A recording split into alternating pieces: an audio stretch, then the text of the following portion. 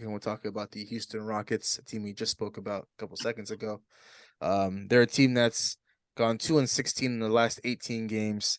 They officially snapped a 13-game losing streak tonight against the Minnesota Timberwolves, I believe. I just don't know what's going on, and is there Your boy trouble in Jalen Houston? Green hoop today though, You man. I know, think he dropped.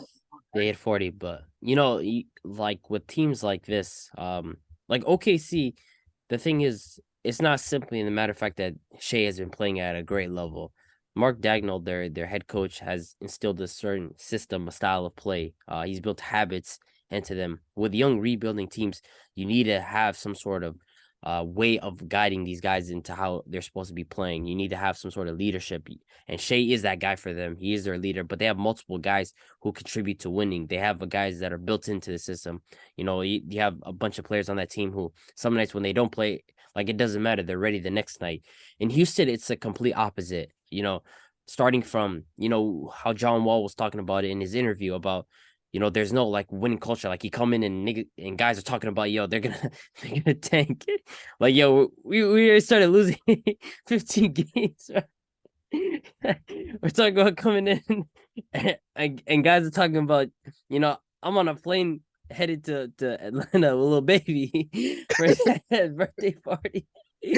Oh, baby got birthday party. I'm gonna see you soon, Like, you know Joe. what I I'll mean? see you And soon. like he was talking about like there's no sort of culture over there, nothing's going on. Like there's no seriousness in Houston. Like it's literally just hood basketball over there. Like just shot chucking, no winning culture. They told John Wall like, yo, like don't even show up to practice, bro.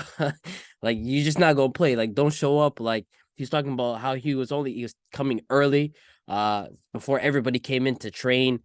There's no seriousness in Houston, and that starts from literally the GM in Raphael Stone all the way to Coach Silas, who a lot of players I've spoken about, or a lot of Houston fans that have spoken about, saying like this guy, there's no sort of like system in play, no accountability. Jalen Green is my guy. I think he's the best player from that 2021 draft, but how the style of play that he has this year, like I feel like he's regressed from that post All-Star break where he was playing really well.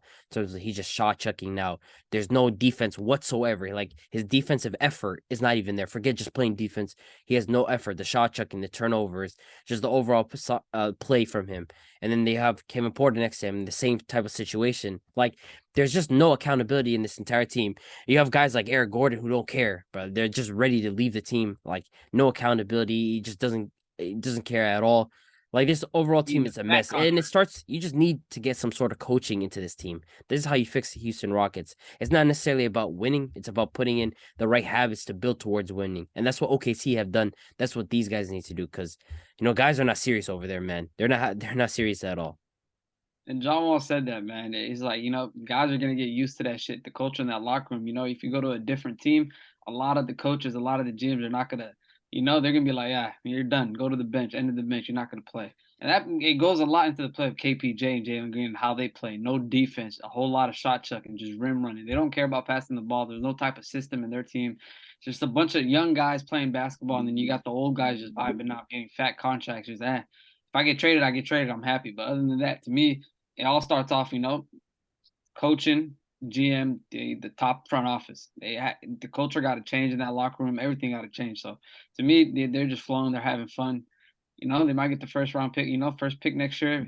Victor Wembanyama might come. They might fire the whole head coaching staff, and it might be a different story. But to me, right now, it's not a place to play basketball. So I'm watching them. It's just whole lot of shot chucking. It's not fun. It's like when I go outside to play with my friends.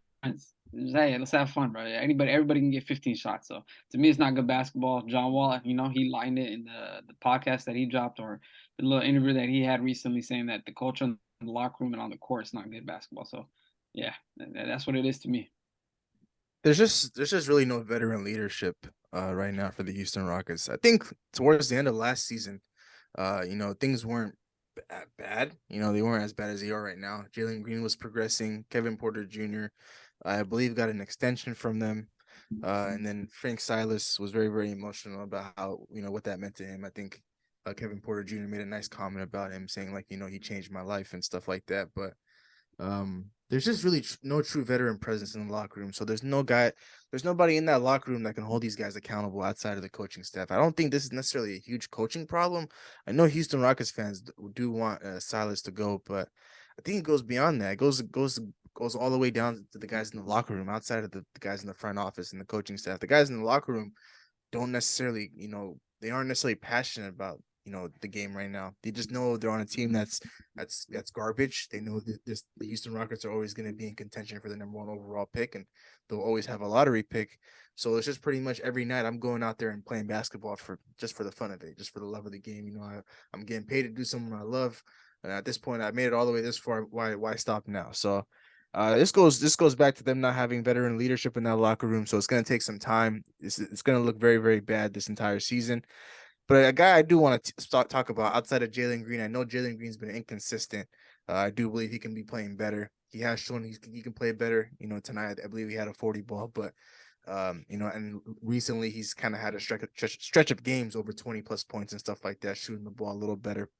But Jabari Smith, man, going back to the rookie class, we see guys like Paulo, we see guys like Benedict Mathurin going off, and of course, the Houston Rockets aren't on primetime all the time, but we see Jabari, we see all these rookies a lot, but we never hear or see anything about Jabari Smith. So, are we ready to slap the bust label on a guy like Jabari Smith? Bus is kind of harsh, man. I think Bus is kind of harsh. I think he Are has. we really calling a player a bust mid-January, like literally almost February, like beginning of February? We're calling think- a bust like that quick? I don't think he's. I think his play has improved as of recently. Like in comparison to like the start of the season. Start of the season was just horrific for him, man. It was downright terrible. I will give him time, but I did have my comments about Jabari Smith and how I seen him as a player. I don't see star potential with Jabari Smith. I don't see him like becoming a player like what Paulo isn't going to end up being, but I do think he will be a very, very high level player in terms of his skill set, his switchability, his ability to protect the rim, his outside shooting.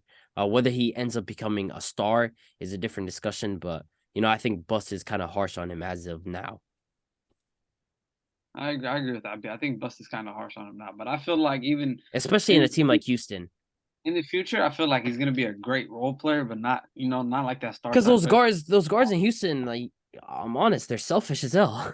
Very selfish, very selfish. And then like we said, the culture in the locker room, the way the play style of basketball that they have going on, it's not gonna benefit. It's not gonna benefit Jabari Smith whatsoever. So I feel like we got to give it time, see what happens the rest of the season, and see what happens. I feel like early on to next season, see if they can shape up. But if not, who knows? I mean, this guy Jabari Smith is the 3rd overall pick, though. We That's saw true.